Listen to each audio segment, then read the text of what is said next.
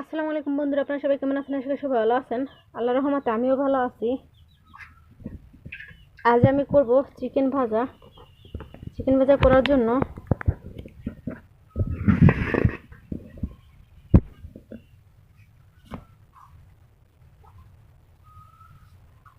আমি কয়েক পিস চিকেনকে এই শেপে কেটে নিয়েছি।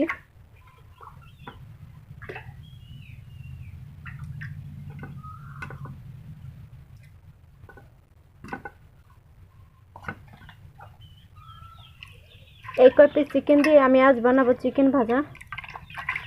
এখন খলো করে ভালোভাবে ধুয়ে নিচ্ছি।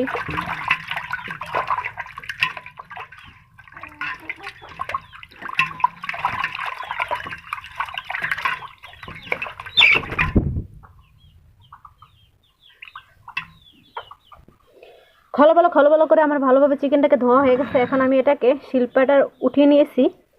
এখন আমি এই পুঁতোটাকে দিয়ে চিকেনটাকে ছেঁচে নিব।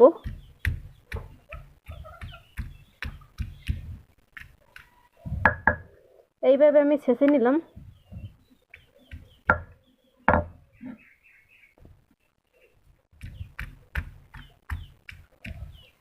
এটাতে মশলা মাখাতে সুবিধা হবে।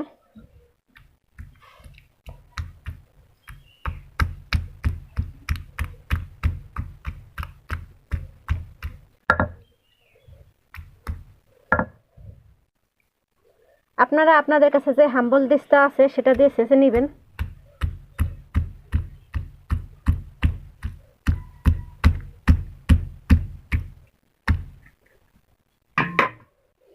চিকেনটা ছেঁচা হয়ে গেছে। এটাকে ম্যারিনেট করার জন্য আমি মশলাটাকে বাটাবাটি করে নেব।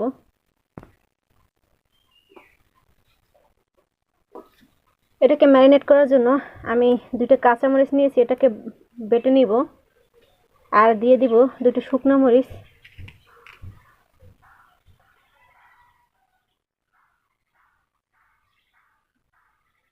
আর নিয়ে নিলাম কয়েকটা বিলাতি ধনিয়া পাতা, এটাকেও বেটে নিব।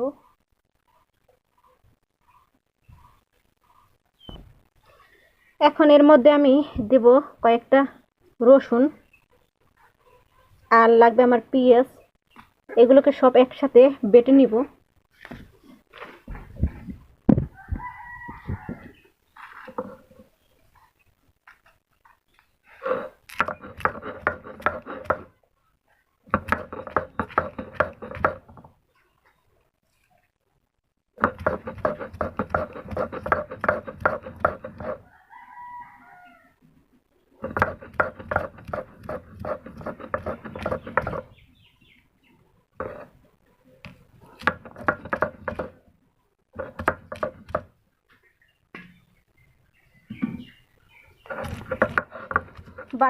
বাটনাটাকে ভালোভাবে বেটে নিব।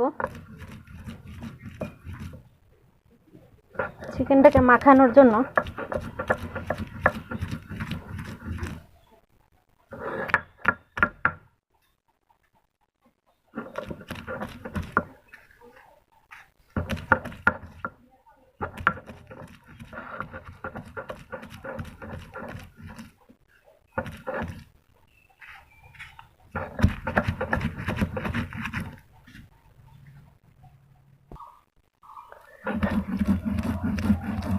মশলাটাকে ভালোভাবে বেটে নিচ্ছি।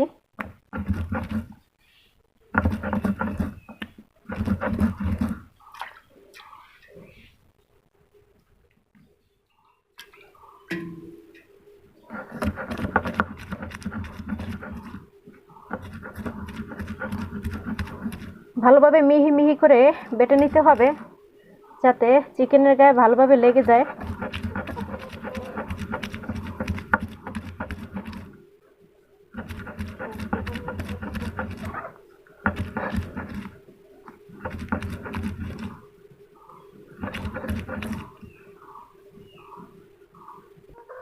মশলাটা বাটা হয়ে গেছে, এখন আমি মাখানোর পালা।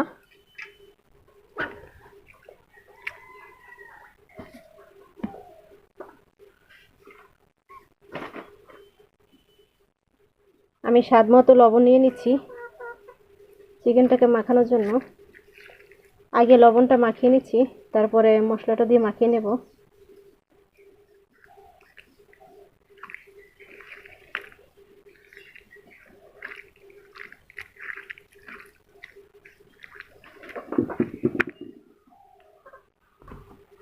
এখন লেবু রসটা দিয়ে দিছি।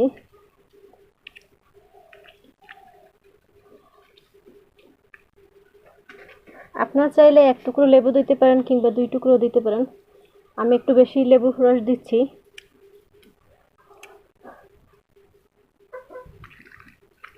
এখন এর মধ্যে বাকি মশলাগুলো দিয়ে দিব। আমি চিকেনটার মধ্যে 3 ধরনের মরিচ দিয়েছি, কাঁচা মরিচ বাটা, শুকনো মরিচ বাটা, আর দিয়ে দিচ্ছি সামান্য পরিমাণ গুঁড়া মরিচ। এখন এর মধ্যে দিয়ে দিচ্ছি পরিমাণ মতো হলুদ গুঁড়া,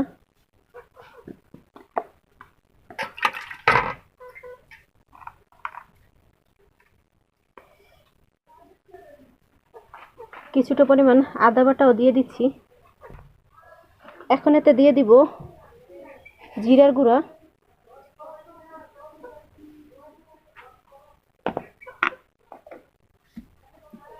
এখন ভালোভাবে মিশ্রণটাকে মাখিয়ে নিচ্ছি।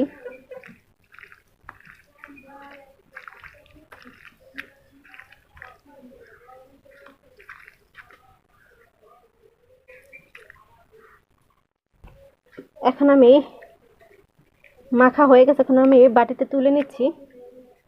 10 মিনিট কিংবা 30 মিনিটের জন্য রেস্টে রেখে দিতে পারেন, তাহলে এটা স্বাদ দ্বিগুণ বেড়ে যায়। আমি শুধু 10 মিনিটের জন্য, আপনারা নর্মাল টেম্পারেচারে ফ্রিজের নর্মালে রাখতে পারেন, সেটার বেশি ভালো হয়। ভাজাভাজি করার জন্য এখন চুলায় ফ্রাই প্যানটা বসিয়ে দিলাম। যতক্ষণ না পর্যন্ত ফ্রাই প্যানটা গরম হচ্ছে ততক্ষণ পর্যন্ত জাল করে নেব। তারপর এর মধ্যে তেল দেব গরম হয়ে গেলে।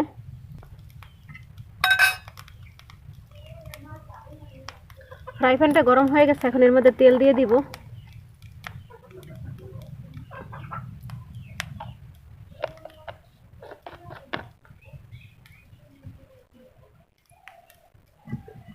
তেলটা এভাবে ঘুরিয়ে নিচ্ছি।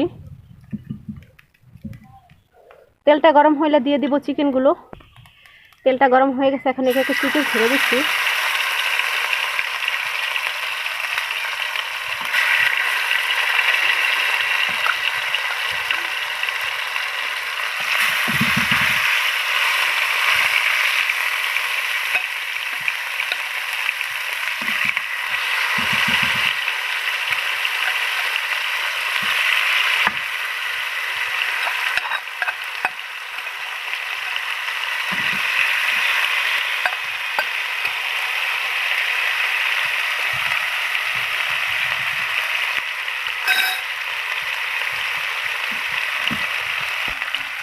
টকবক টকবক করে গরম তেলের মধ্যে ভাজাটা হয়ে যাচ্ছে।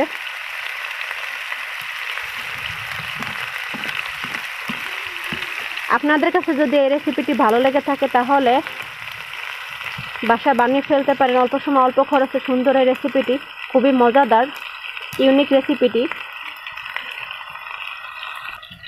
চিকেনগুলোকে এখন একে একে করে উল্টে নেব।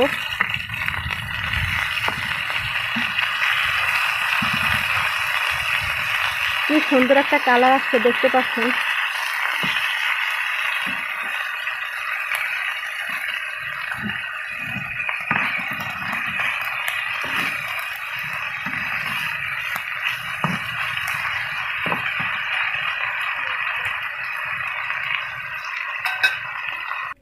আমি চিকেনগুলোকে মুচমুচে এবং ক্রিস্পিভাবে বানিয়েছি, আর হালকা একটু পুরোপুরি বানিয়েছি। এভাবে বানালে খেতে খুব টেস্ট হয় আর এর মজা খুব দ্বিগুণ বেড়ে যায়।